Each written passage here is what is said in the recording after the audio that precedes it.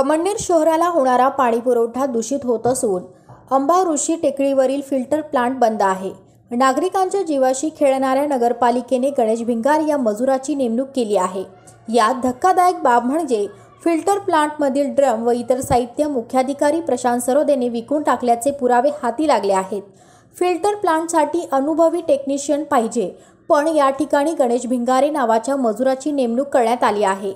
पाणी शुद्ध करण्यासाठी लागणारी त्रुटी व इतर केमिकल बोगस आहे। सरोदेने बिना निविदा आपल्या नातेवाईकला काम दिले आहे। भामटा सरोदेच्या पावलावर पाय ठेवून तुषार नेरकर वागू लागला आहे। बिना फिल्टर पाणी शहरात येते कसे? गणेश भिंगारे या मजुराची यावर नेमणूक कशी?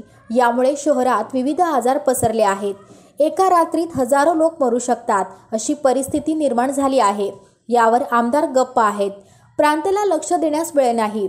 नेरकरने सुरू केलेल्या नंगानाचमुळे नागरिकांच्या जीवाशी खेळले जात आहे। विशेष म्हणजे गणेश भिंगारे हा तोडपाणी बहाद्दर आहे। पैसे मोजून त्याने ही बेकायदा ऑर्डर मिळवली आहे। तुषार नेरकरनेही तोडपाणीसाठी दलाल नेमले आहेत। एक अधिकारी बेकायदा वागतो, यावर जिल्हाधिकारी मौन का बाळगून आहेत, याचा जनतेला प्रश्न पडला आहे। दूषित पाण्यामुळे एखादा मोठा पुढारी मेला तरच गाजावाजा होईल असे चित्र दिसू लागले आहे। या प्रकरणी शासनाकडे तक्रार झाली आहे।